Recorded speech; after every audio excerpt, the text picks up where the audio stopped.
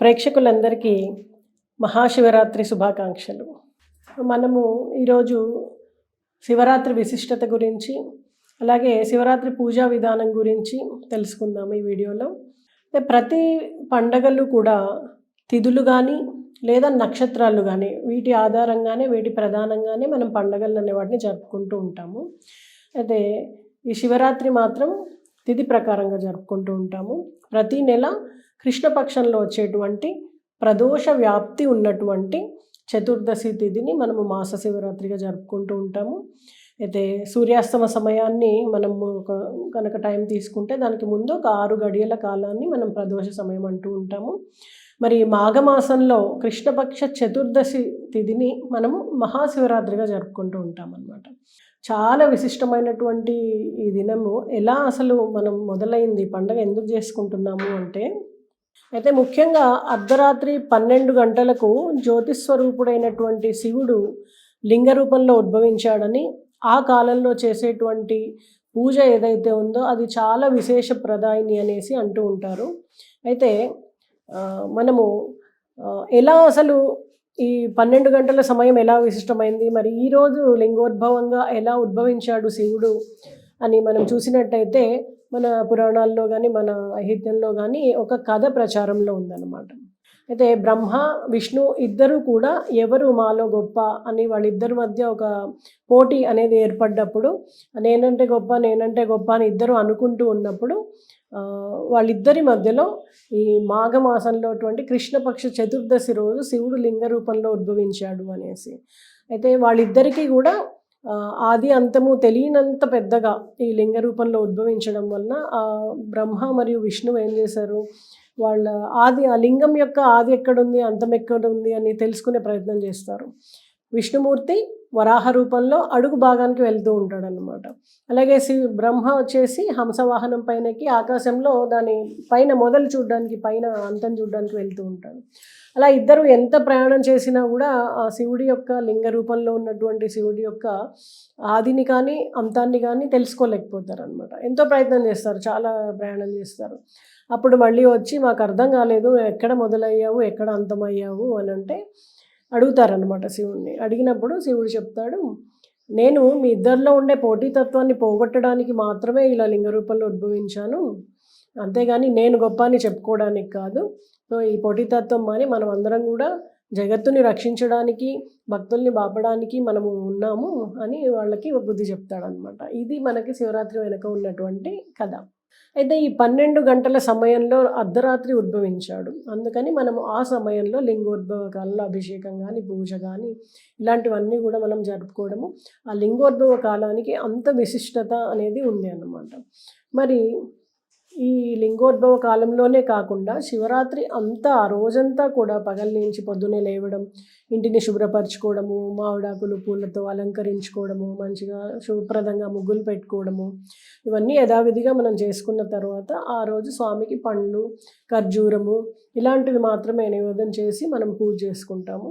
మరీ శక్తి మించి ఉండలేని వాళ్ళు, మందులు వేసుకునే వాళ్ళు తప్పించి మిగతా వాళ్ళందరూ కూడా ఉపవాసం చేస్తారు. ఉపవాసము అనగానే చాలామంది 1 కిలో ద్రాక్ష పండ్లు, యాపిల్స్ అవి ఇవి ఉన్న పండ్లన్నీ తినేసి నేను ఉపవాసం చేస్తున్నాను అనుకుంటూ ఉంటారు. అంటే దగ్గరగా, వాసము అంటే ఉండడం, అంటే దైవ సన్నిధిలో దైవ చింతనలో ఎక్కువ సమయాన్ని గడుపుతూ ఆహారము ఇతరత్ర లోక వ్యవహారాల మీద తక్కువ ధ్యాస ఉంచి మనము ఆ దేవుణ్ణి ఎక్కువ స్తుతించుకోవాలి అన్న ఉద్దేశమే ఉపవాసం. కానీ ఆకలి వీలు కాకపోయినా మాడుతూ మనము ఏమి తినకుండా ఉండాలని కానీ, లేదా అన్నం తప్ప ఉడికినవి తప్ప ఇంకేమన్నా తినొచ్చని కిలోలు పండ్లు తినడం కానీ దీని అంతరార్థం కాదు. ఉపవాసము అంటే భగవంతుడికి దగ్గరగా ఉండడము.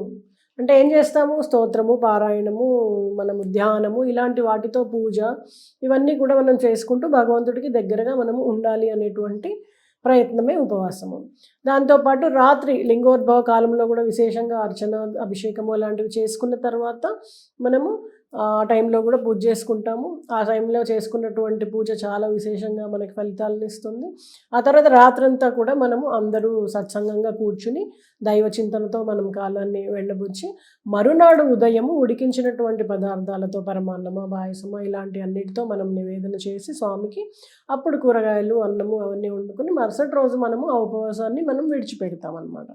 అది కూడా స్వామికి సమర్పించింది ప్రసాదంగా స్వీకరించి ఈ శివరాత్రి యొక్క ఉపవాసాన్ని మనం విరమణ చేస్తాం. ఇది విధి విధానం.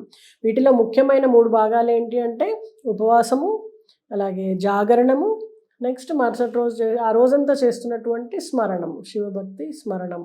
ఈ 3 ఉన్నప్పుడే అది శివరాత్రి అనబడుతుంది. అంతేగాని టీవీలో సినిమాలు పెట్టేసుకుని లేకపోతే ఇంకేదో చేసేసి ఉపవాసం చేసేసాము లేకపోతే జాగరణ చేసేసాము అంటూ ఉంటారు ఇప్పుడు కాలంలో. అదంతా కాదు. దేవుడి చింతనలో మనము సమయాన్ని గడపడం అనేదే ఇక్కడ ప్రధానము లక్ష్యం అనమాట. మనం ఎంత స్మరణ చేసాము, ఎంత పూజించాము, ఎంత ధ్యానం చేసాము స్వామి గురించి అనేది.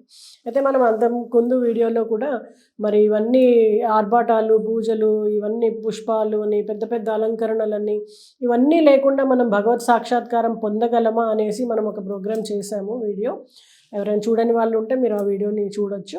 సో దానికి సమాధానంగా ఈరోజు చాలా సింపుల్గా మనకున్నటువంటి 2 పూలు, 2 తమలపాకులు, 2 పత్రిని సమర్పించి భగవంతుడిని ఎలా మన ముందు సాక్షాత్కరింప చేయొచ్చు అనేటువంటి ఇది కాన్సెప్ట్తో మనం ఈ కార్యక్రమం చేస్తూ ఉన్నాము. అయితే ముందుగా మనం గణపతి ప్రార్థన చేసుకుందాము. ఓం పరబ్రహ్మణే నమః. జగస్తుతి కాలాయ కారాయ బ్రహ్మవరాహాయ త్రిగుణాత్మనే సర్వకౌతుకాని దర్శాయ దత్తాత్రేయ మంత్రం త్రిణి సిద్ధి కురు స్వాహ. అలాగే ఓం ప్రాపతిష్టాయ అవనిష్టాయ బ్రహ్మ విష్ణు రుద్రరూపాయ హవిష్టాయ ఓం హ్రీం క్రీం శ్రీం ఫట్ స్వాహ చూ. ఇది వచ్చేసి ప్రాణప్రతిష్ఠ మంత్రం. మనం భగవంతుణ్ణి పిలిచి ప్రాణప్రతిష్ఠ చేసుకుంటున్నటువంటి మంత్రం అన్నమాట. మరి దీని తర్వాత మనం వినాయకుడి మంత్రాన్ని చదువుకుందాము.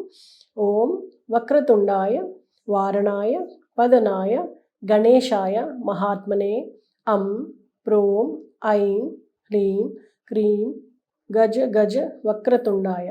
ఈ మంత్రము మనము గణపతి ప్రార్థన చేసుకున్నాము. దీని తర్వాత మనము సరస్వతి దేవిని అమ్మవారిని కూడా స్తుతించుకోవాలి ఈ సమయంలో. సో సరస్వతి మంత్రము ఓం జయ సరస్వతి నమస్తుభ్యం వరదే కామరూపిణి విద్యారంభం కరిష్యామి సిద్ధార్ణాయ పద్మ విశాలాక్షి సర్వన్నని సామన్ పాతు సరస్వతి ఓం ఓం ఓం. ఇలా మనము అందరు దేవతల్ని స్మరించుకున్న తర్వాత స్వామికి అభిషేకం చేసుకుందాం.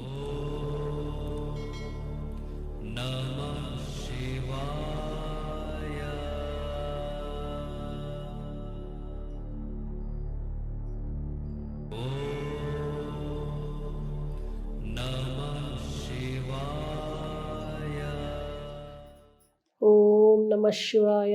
ఓం నమ శివాయ. ఓం నమ శివాయ. ఓం నమ శివాయ. ఓం నమ శివాయ.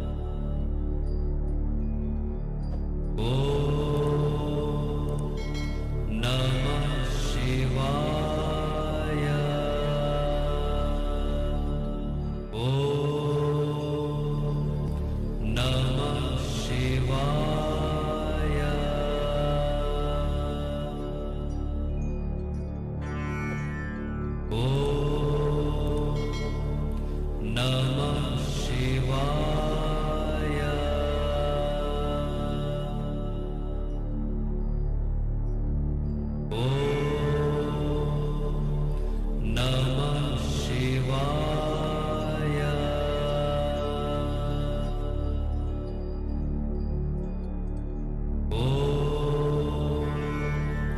नमः शिवाय।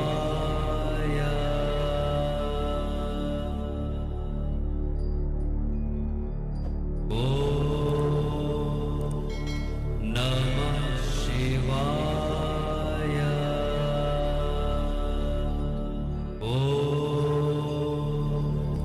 नमः शिवाय।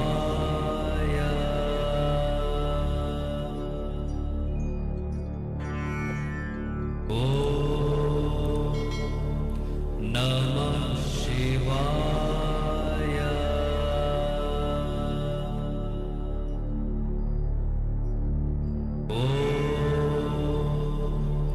नमः शिवाय।